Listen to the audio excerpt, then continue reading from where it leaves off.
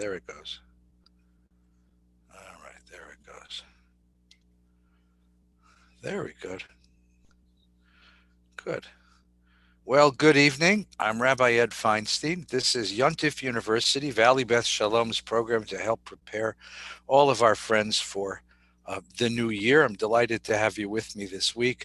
Of course, the holiday is about to begin, and it's wonderful to spend an evening learning together as we prepare. This evening, I'd like to welcome my dear friend, Rabbi Mark Borovitz, who's the spiritual leader of Beit for many, many, many years, and one of my partner in learning together. And Mark is going to be speaking with us this evening about tshuva, about the process of change, the process of growth, the process of becoming the people that God means us to be. But before I introduce Rabbi Borovitz and ask him a few questions to enlighten us, I'd like to just take a moment, if I possibly can.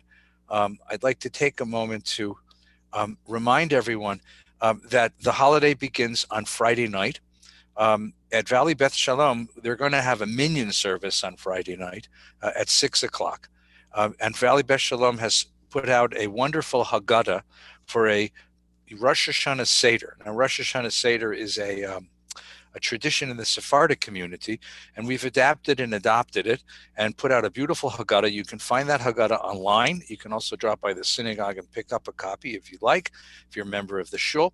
And if you'd like us to lead your Seder for you, there'll be two. There'll be a kids Seder at about 5:30, and there'll be a grown-up Seder at about 6:45.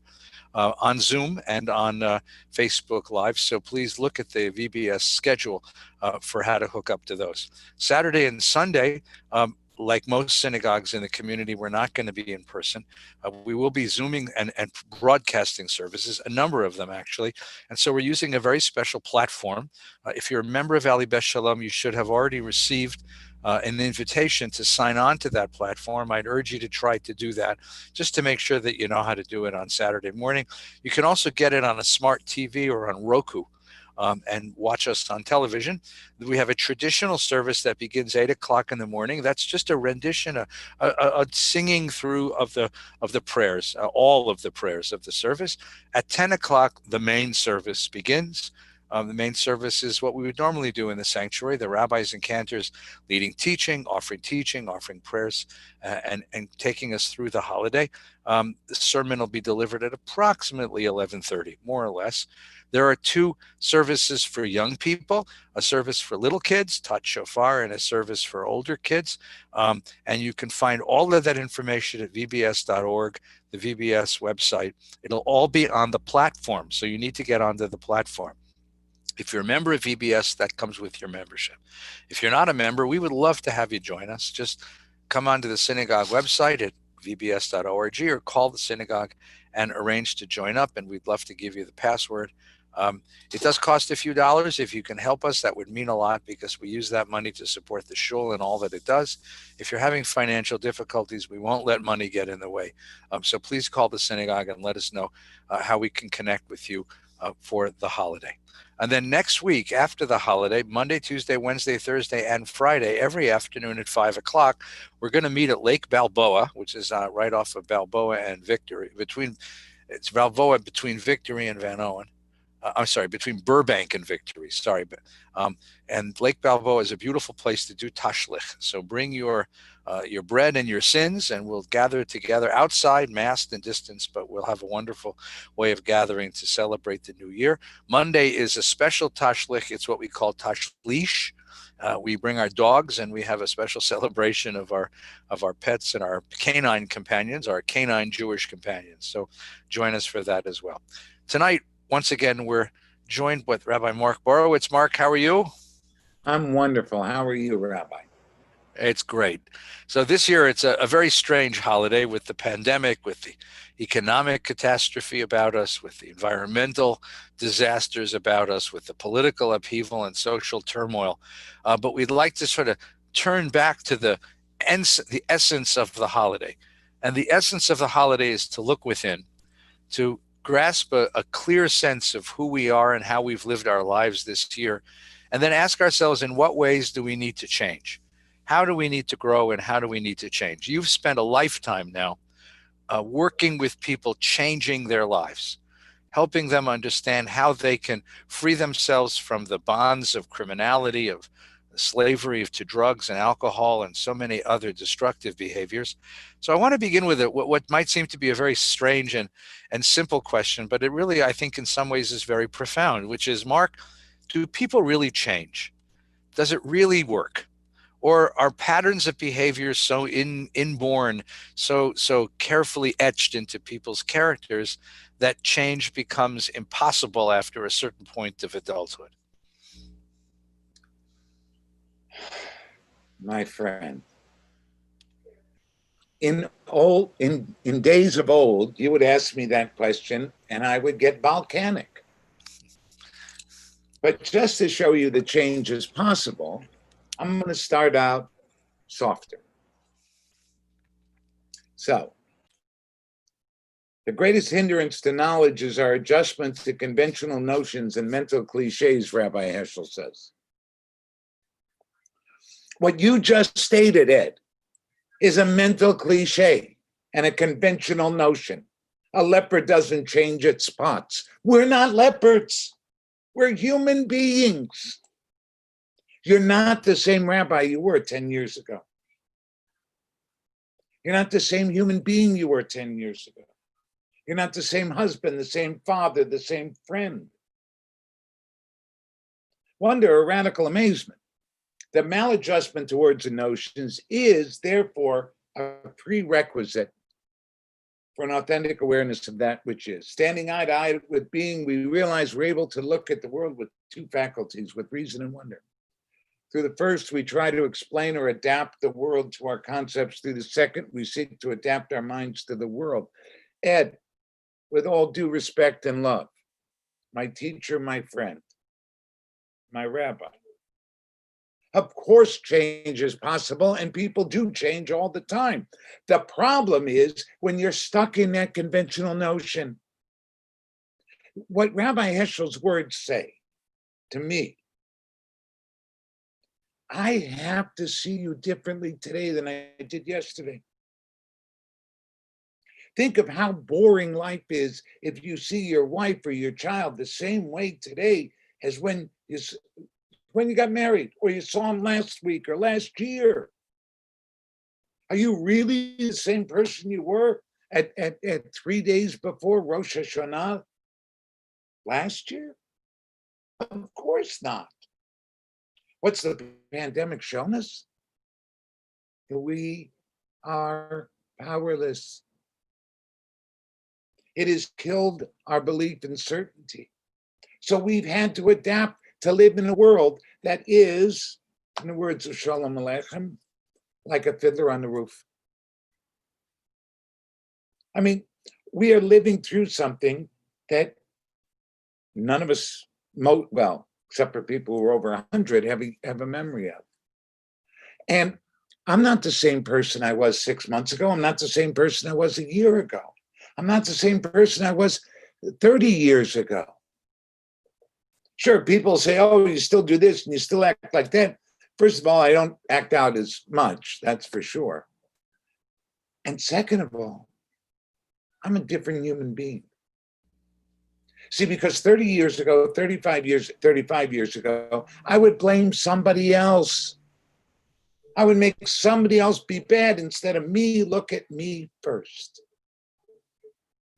In my work at Beit Shuvah, for all those years, when somebody left or somebody used or relapsed, however you want to put it, my first question was, what did we miss? Everybody wants to say that somebody's not ready to learn or somebody's not ready for this. No, they're looking for somebody who can speak to them in a way they can hear. So this idea of radical amazement says, of course it can't be the same. Of course everybody changes. Some of us change for the better. Some of us get more stuck in old ways. He goes on to say, this is from Man Is Not Alone. Wonder is a state of mind in which we do not look at reality through the lattice work of our memorized knowledge, in which nothing is taken for granted. Each thing is a surprise. Ed, how can I be surprised if I'm sure that you're not going to change? I ask you, has your wife surprised you in the last month? Have your kids surprised you in the last month? I know one of your kids moved to Arizona. So think of all the surprises. Think of all the changes that happen. How can you say that somebody is stuck? It's ridiculous. It's a prejudice, if you want to know the truth. All right. So slow down a second. So let's backtrack a second. Okay. I thought I was going slow. No. You're doing good. You're doing good. But if I want to explore this a second. So your experience is that people do change, because and what you said was that what keeps them stuck is in fact that belief that people don't change. But listen, I mean, all of us have had the experience of trying to change. I think all of us have. I've certainly been on enough diets in my life to know how difficult that is to change something as my eating habits, even though that was very important for my health, for example. And all of us have tried. Those who have tried to quit smoking have a difficult time of it. Those are physical kinds of things. People who try to stop cussing, swearing, for example, in their language, or people who try. I mean, but what keeps us stuck in these patterns of behavior? If we really do have the capacity to change, and if we recognize at least cognitively that I need to change, that it would be good for me to change, it had certain advantages for me to change, what keeps us stuck? An immature soul. What does that mean? What do you mean an immature soul? Change happens from the spirit, from the inside out. Okay? When my soul becomes the arbiter, when my kishkas, when I know in my gut what's the right thing to do, and I don't let my mind and my emotions override it, that's how we change. But most of us have not raised our souls up. Hell, we don't even raise, most of us don't raise our kids' souls up. We raise their bodies, we raise their minds, we even raise their emotions. But we let them choose not to go to shul anymore or not to be affiliated with Judaism after age 13. You wouldn't let your kid decide not to go to college or go to high school or junior high. You wouldn't let your kid at 13 go drive because they're not mature enough. Well, we also have to mature our souls and our spirits. And who actually does that anymore? That was the job of the rabbis. But unfortunately, rabbis have become employees and CEOs rather than CSOs. Chief Spiritual Officer. So I see you as my chief spiritual officer. I see you as Valley Beth Shalom's chief spiritual officer because you help to raise souls. All right, so stop for a second because I want to get more specific here. I really appreciate. The point is an important point, so that's why I want to drill down for a moment. Tell me what you mean by soul, and I don't mean that in a facetious way. When you talk about a person with a soul and the development of soul, and that change has to come from the soul first, what part of me, or how do I experience that, or what specifically are we talking about?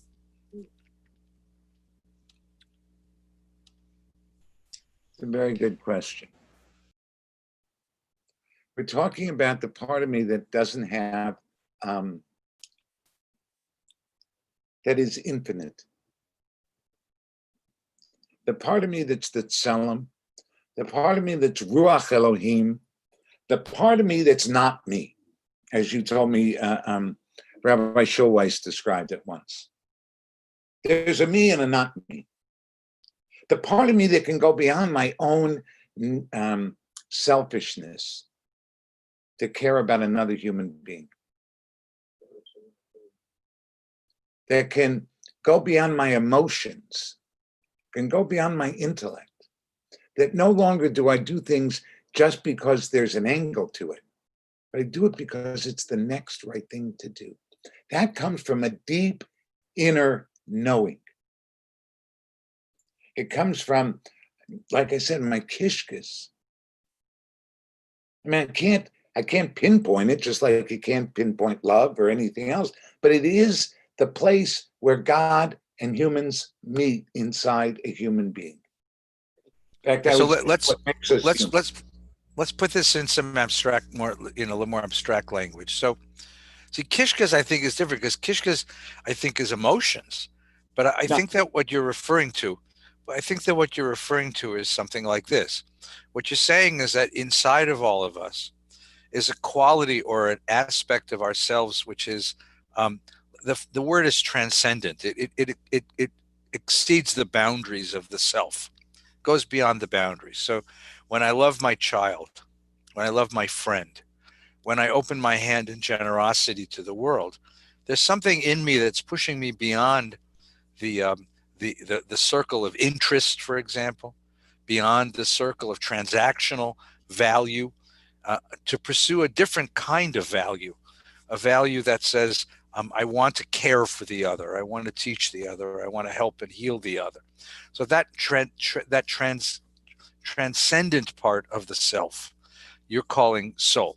yes, And then what you said that is that, so if I want to change, if I see the necessity or the advantage to changing, and I really want to succeed at it, it has to start there.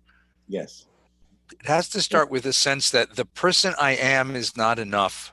The person I aspire to be, or I have a vision of the ideal self, the person I aspire to be, that's where I want to go. That's where I want to be. And that sense, that soul power drives me to seek that kind of a personhood. Did I get that right? sort of. The person I am is enough. The actions that I've taken haven't matched the person I am.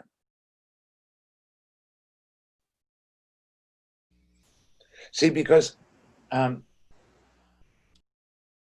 we're all we're all holy souls. Then the question becomes: are my actions do are my actions in congruent with my holiness? And how am I growing that every day? Every day I got to grow. And when I live in radical amazement, when I am maladjusted, then I look for new ways to do things. And I'm able to look at myself in a way that, as you know, from all these years of with the Juba sheet, that I have to look and see how have I missed the mark, but how have I hit the mark? Since Juba is a cheshbon nefesh, I have to see what I've done well too. Because what I've done well, I now have to increase, I have to enhance. And I have to remember that I am not just the mistakes I've made. In fact, I am not my mistakes at all. I am Mark Borovitz, an alcoholic and criminal in recovery with a pure soul, as Rabbi Abraham Twersky taught. Do you ever see yourself as a person in recovery with a pure soul? Yet, Why is that important? Why is that particular perception important, as opposed to, say, for example, you could have a different perception which says, I'm a sinful soul, I'm a broken soul. Why is it important to start with the notion that I'm a holy soul, a pure soul who has gone in the wrong way? Why is that an important perception? I think it's the most important perception because as soon as I say I'm a sinful soul, I am labeling myself in a false way. Kedoshim says, Kedoshim TU. And as our teacher, Dr. Lieber, taught, TU means an action that's begun, not yet complete. The future form is the imperfect form. And our problem is that we keep wanting to be perfect. That's God's job. We'll never be perfect. So in this pandemic, we have found how imperfect, uncertain, and powerless we are, and it has made a lot of people crazy. For people in recovery, we're just saying, join the party. And think of all the things that we've done, all the anger we've had towards people, all the anger that we've had. Look at our political discourse. Look at just this whole idea. And going back to this idea that you said about people don't change, that is such a prejudice. We've used that prejudice to lock people up forever. So let's stop for a second, because I'm gonna each of these ideas is so precious. I want to drill down for it. So for a moment, let's talk parenting. Let's talk about what it means to parent a child. Okay. There are parents who are very critical of their kids, very demanding of their kids, who very, very stingy in terms of passing out praise for their kids. And then there are parents on the other side who always praise their kids, who are constantly telling their kids they're absolutely the most wonderful children who ever lived. You think about those the soccer tournaments where everybody gets a trophy, nobody's ever a loser, right? You're suggesting something else. So tell me, if we're talking to moms and dads, parents out there who are raising their kids, and they want to set them in a way where the soul of the child is going to grow, what should they be telling their kids about this issue of purity, about brokenness, about who the child is? Well, the first thing is, I have my wife here giving me cliff notes. So she just said, holy helps us let go of shame. The first thing that a parent has to do is to see their child for who they are. So you have 3 children. If you speak to each one of those children in the same way, what's going to happen? They won't hear you. At least 2 of them won't hear you. So, I know your children. And I know that you and Nina work hard to speak to Yona in a way Yona can hear, to speak to Nessa in a way Nessa can hear, speak to Rafi in a way that Rafi can hear. So you see them. So the first thing young parents have to do is see them. Supposedly, we name our children after they're born because we look in their eyes and we see a trait. We name them for somebody who has that trait, or we name them for the trait. So we named them for Grandpa Jacob, Yaakov. Do we help Yaakov become Israel? Do we understand that Yaakov wrestles with his own demons? And do we help them with that wrestling? Not put them down for it, but raise them up for it. So the parent who's too stingy and the parent who's too free, they're the same, they're flip sides of the same coin. The parent who sees his child and says, you are a holy soul. I'm going to ask you a question, Rabbi. Is your life better because of Yona, Nessa, and Rafi? Absolutely. Do you let them know that? Of course. Are you sure? Oh, yes. Okay. How many parents do you think let their kids know that? I don't know. It's interesting. So you've dealt with kids. You've dealt with kids at a certain moment in their lives when they've reached a certain crisis. So are you seeing you see a pattern in those kids? Absolutely. What's the pattern? They haven't been taught how to fail forward. Either their parents berated them, or they failed and their parents bought it off. Listen, there's private schools where parents will call up the headmaster and say, you have to give my child a better grade than what he earned. And what's that? So what I'm saying is that to see my child and to let the child know that they matter, that my life is better because they're in it, and they also have the power to hurt. All of us have the power to bless and the power to curse.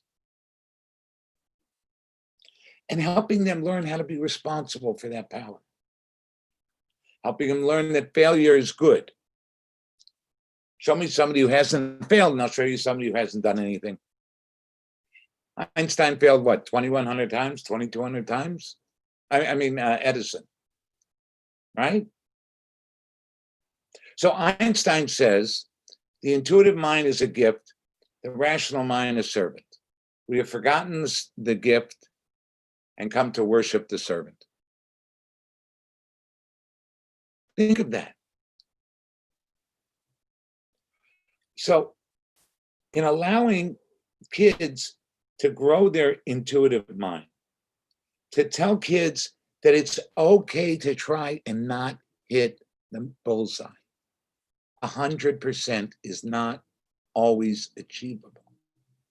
In fact, it happens rare times on a test, but not in life. You're a very successful man. You're a learned man. You're respected. Do you think you've gotten it right all the time? No, but I have a wife who reminds me of that, so it's important. And how often did you let your kids fail and then help pick them up? Right. Well, that was something we tried to do. Right. It's hard to do. First of all, you don't want to let the kid fail. You want to sort of guide them. You want to throw yourself in between the kid and the consequences of their failure. And maybe that's the impulse that gets in the way, right? It is. It is.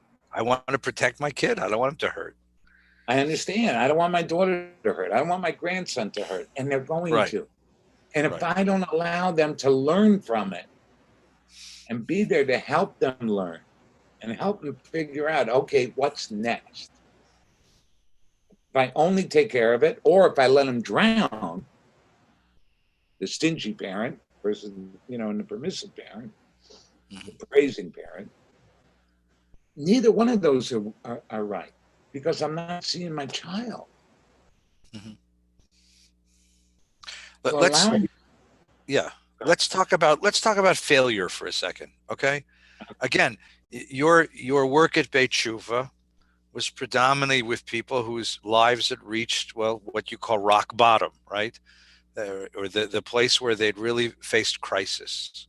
Right. And your job, Harriet's job, holy work it is to put these people back together and give them the ability, the courage, the strength to face what they had done, face who they had become, and rebuild their lives. And I've had occasion many times to listen to those testimonials on Friday nights as people would talk about their experience of tshuva, either in gratitude or when they were taking a cake, or just sharing with people what their experiences were. Those experiences were. So let's talk about that for just a second. On Yom Kippur, we're going to spend a great deal of time contemplating sin. In fact, there's so many lists of sins. There's 2 ABC lists of sins, Aleph, Bet, Gimel lists of sins that we're going to go over and over and over and over again. So what exactly is sin, Mark? What exactly makes an act a sin? And what's the origin? Where does it come from? Why do we go in that direction? Well, we all do things that separate us from God. We all do things that separate us from people we love. There have been times when I've hurt Harriet, not because I want to hurt her, just things that I've done have hurt her and had impact on her.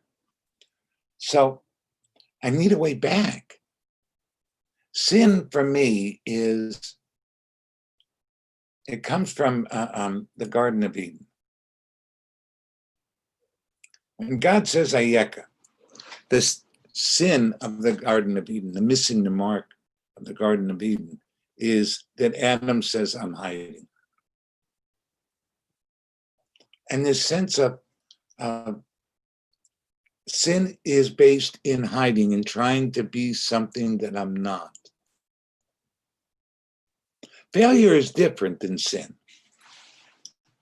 Failure is I try to accomplish something and I just don't get there. Sin is Averos, okay, the Ashamnu to me, as opposed to the Al-Chaitz.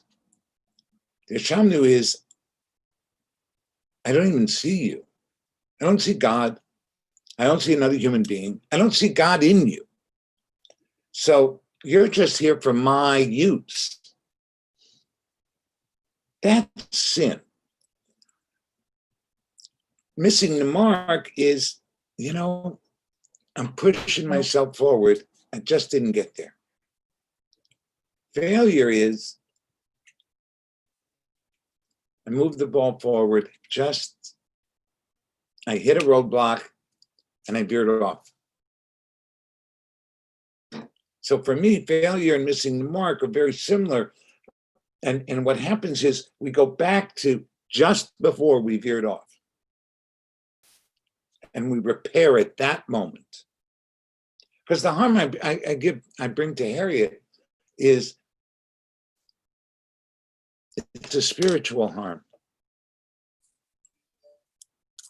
It's I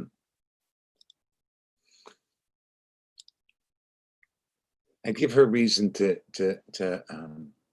be fearful, not of me, but of the future of what's going to be.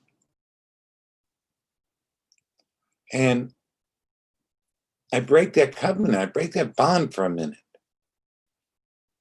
that says we're in this together. So missing the mark, failure is when I failed to let Harriet know that we're always together. When my daughter felt like there was something more important than her in my life. Now she knows that it's my grandson, but that's, a different story. But there's this sense that Al-Chait is the archery to miss them. I didn't hit the bullseye. Well, okay. Sin is so laden with Christian meaning on it. I think that we Jews forget what sin is. Okay, there's a chatat offering, there's an asham offering, and there's a shleimim offering. So there's a guilt where I denied it or I didn't take care of it right away. There's, oops, I made a mistake. And there's, wow, aren't I grateful? Look at my life.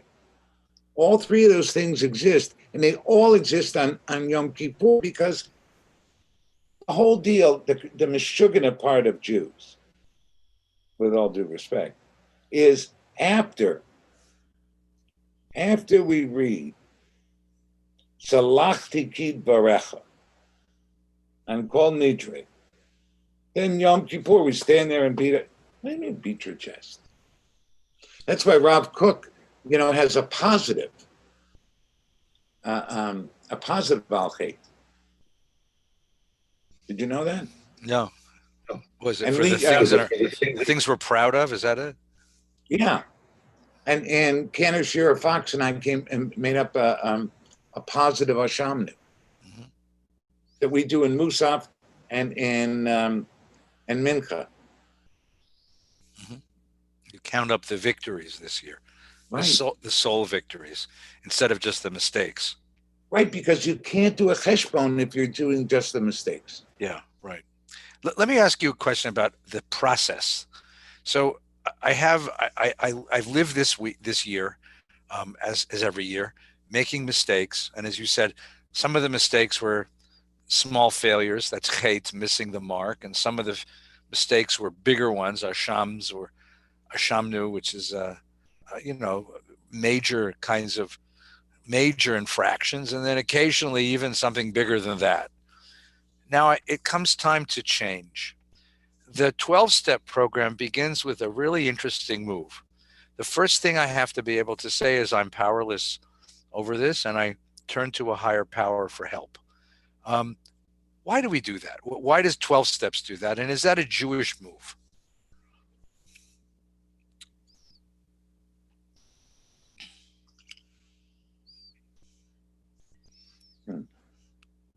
Why is it necessary to begin the process of tshuva by acknowledging that I've been overpowered by something, and Because you have been. I'm sorry, what? You have been. You think about those mistakes. Did you really set out to harm or to make those mistakes? Of course not. Did something come about? Something happen? Yes, life. So I know that I'm powerless over things.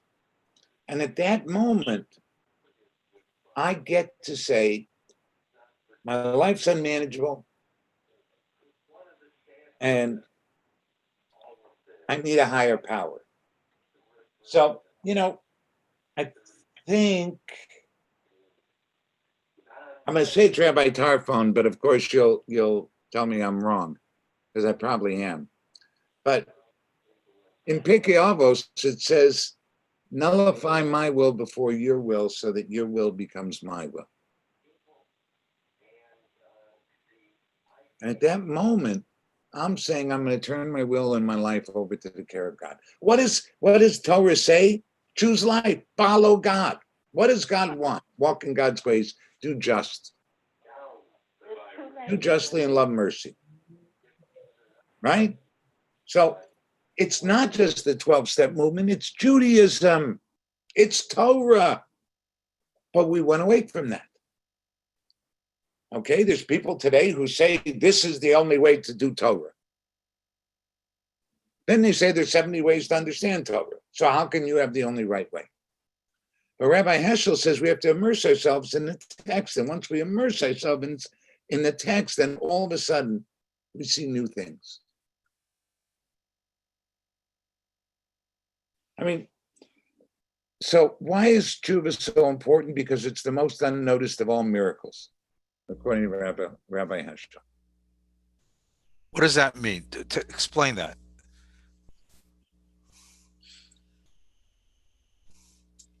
First of all, why is it a miracle? And why does he say it's unnoticed? I mean, I've sat at Beit Tshuva and noticed it. I mean, that's one of the joys of coming to pray at Beit Tshuva, is to listen to the stories of the residents who have changed their lives, and listen to their courage and their struggle, and to see the families who come to embrace them. And I don't think it's unnoticed at all. But the question is, first of all, I mean, it's miraculous in the sense that it happens, and it makes us go, wow, and it makes us cry, frankly, because it really is what you said before. It really is a victory of the soul. Yes. It's a victory of that transcendent point within a human being that says, I want to be decent. I want to be whole. I do not want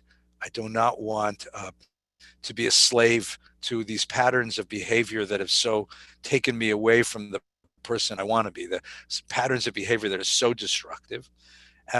So I get the miracle part. Why would you say it's unnoticed? What does he mean by unnoticed there? Well, he wrote that in 1936 in Berlin.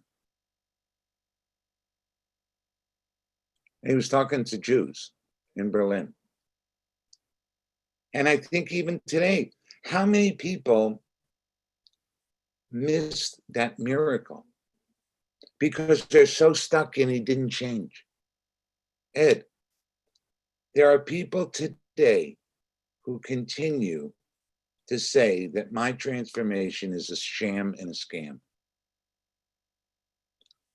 What am I going to do? Argue with them? I know it's miraculous. I mean, I went from prison to rabbinical school in 8 years. I mean, that's unbelievable. I mean, think about it. I was the first guy to go to become ordained after they went to prison, instead of become ordained then go to prison. You know what I mean? But look at it, okay? Because it's transformation. And people don't want to believe in transformation because then I can't see you in the box. Think of how powerful you are if you can keep me in a box. He goes on to say that through the forgiving hand of God, harm and blemish which we have committed against the world and against ourselves will be extinguished, transformed into salvation. That's what tikkun is. Tikkun is the highest form of tshuva, because you take the energy and you take the energy that you use for negativity and you turn it into holy sparks. That's what I've been blessed to be able to do. And I've done it my own way, and I've done it where some people got it and some people didn't. And I got it where people, say, oh, well, look, he still goes crazy and he still does that. And like you said in my book, it'll always be bumpy for me because I'm passionate. I live life with a passion. And that I know passion that, sometimes yeah, gets angry yeah. and all those things. And guess what? That's who I am. It's very funny. 2 years ago, I was honored for that. You remember, you talked about me, all of my good traits. Yes, that's true. 2 years later, it's no good. Okay, I can deal with that. But it doesn't mean I'm no good.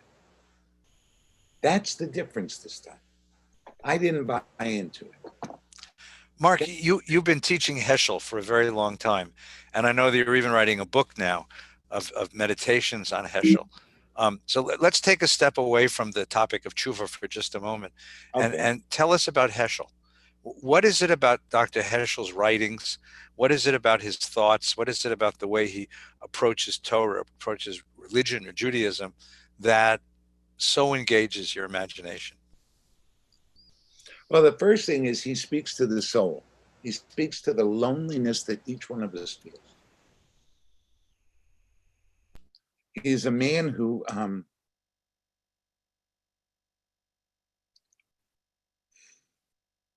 for me, every sentence exudes love.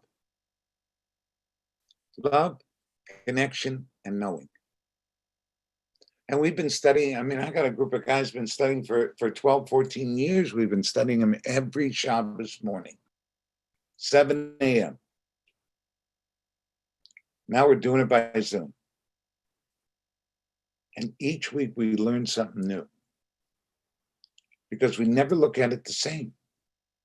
And what Rabbi Heschel brings to me is hope.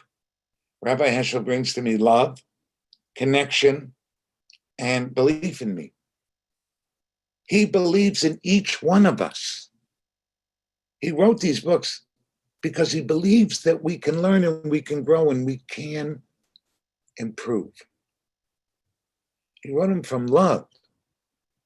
At times they sound harsh, but really it's love. And he in Passion for Truth, he says, my mind is in Kotzkin and my heart is in Mesbis. And he teaches us how to live with those opposites within us. He is, he set me free. He set me free to be.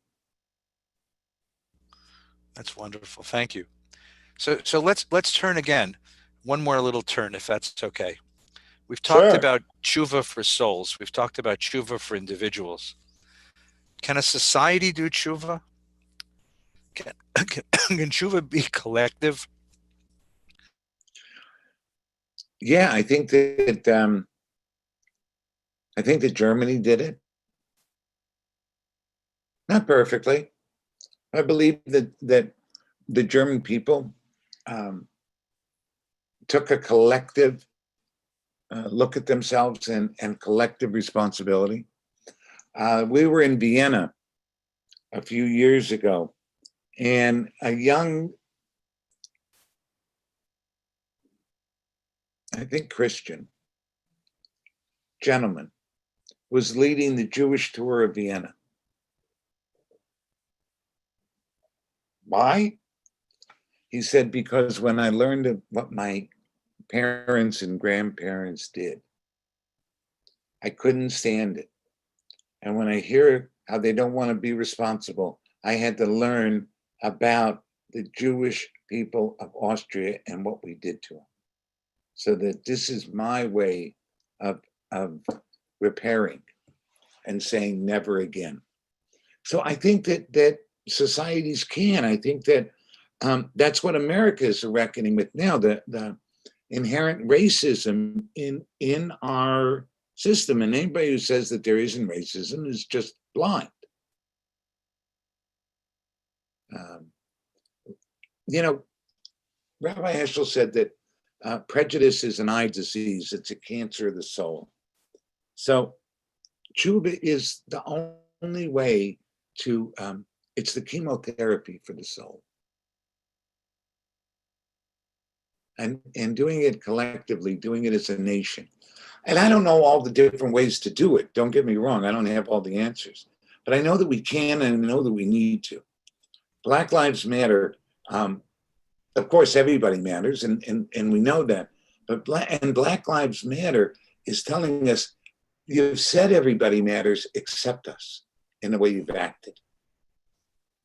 And it's time for us to act that. We have to act that truth. And that's a Jewish truth. Good. So I want to finish with a question that that Rabbi Heschel was asked in 1970, 71. His last interview was given on NBC News by Carl Stern. It's an interview that you and I have both taught many times. And at the end of the interview, Carl Stern, who was the correspondent from NBC News, turned to Heschel and said, "Dr. Heschel, do you have a message for the young people of our country?" And of course, that was a moment when the young people of America were in rebellion. I think the young people of America are in rebellion now. I think the young people of America are having a very difficult time, not pandemic, but with the social upheaval and the politics and the cloudy future that awaits them. And many of them are having very deep personal issues with this time. At this time, I'm fairly certain that you will see an uptick in intakes at Beit Tshuva because there'll be so many who have found a way to alcohol and drugs as a way of escaping from the uncertainty they're living with. And others are turning to politics because they decided, well, if this is the world I'm living in, I want to reshape it, which is something I respect very deeply.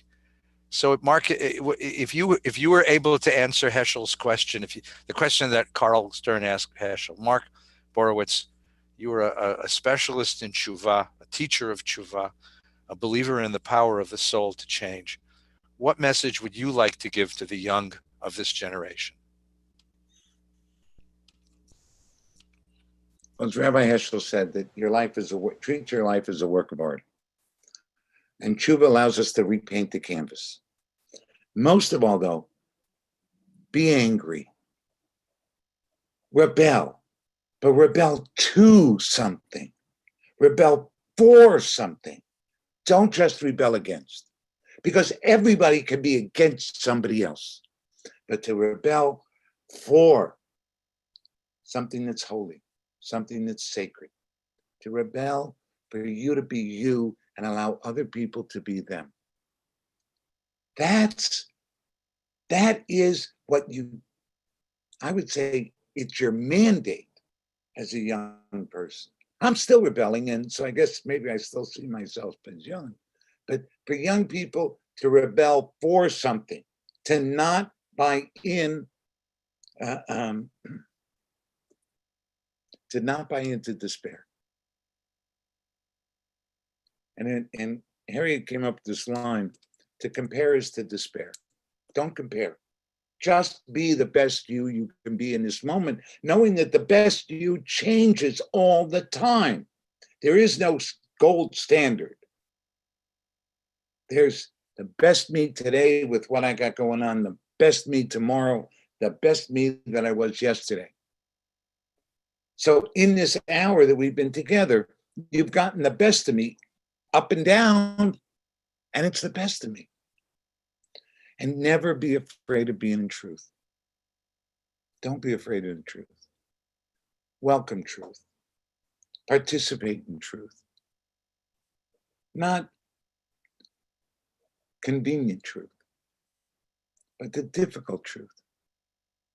The truth that says, I have to be a member of VBS because I have to stand up and be with community. And I have to stand with people who are doing things that matter and that enhance the spirit of the world, and certainly their corner of the world. When you look at everything that Rabbi Shulweiss, Olive Sholem did, you look at all of the innovations and all the people that Rabbi Feinstein has touched. You look at what Rabbi Farkas is doing with homelessness. You look at what Rabbi Hoffman does on an individual basis with people. You look at Valley Bet Shalom was the first shul to welcome Beit Shuvah. And they've done it every year. So the congregants of Beit Shuvah are welcoming. And most of all, know that you belong. Young people don't fit in. Belong. Bring your whole self and know that our world is better because you're in it. And what you bring, nobody else can. That's the message. I love the message. I want to ask you one more point though, because you sign all of your letters. You sign all of your letters. You matter. And right. I've called your cell phone. You even tell me that on the message. You matter. What does that mean, Mark? Why do you matter? Why those words as Mark Borowitz's epithet? Because so many people think that they don't. So many people think that they're useless or throwaways. And it's interesting because I've seen people who are absolute egotistical bastards who think that if they are not telling you how great they are, nobody will see them. You matter as you're seen. You matter as I need you. You matter as you're worth an entire world. You're a precious gem. That's why it's important. It's important that you remember how precious you are, Rabbi Feinstein.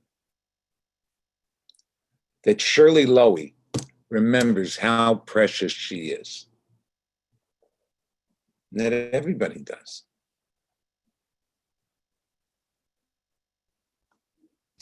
Well, Rabbi, I want to tell you that you matter. You matter to me, of course, to my kids, my family, and to so many.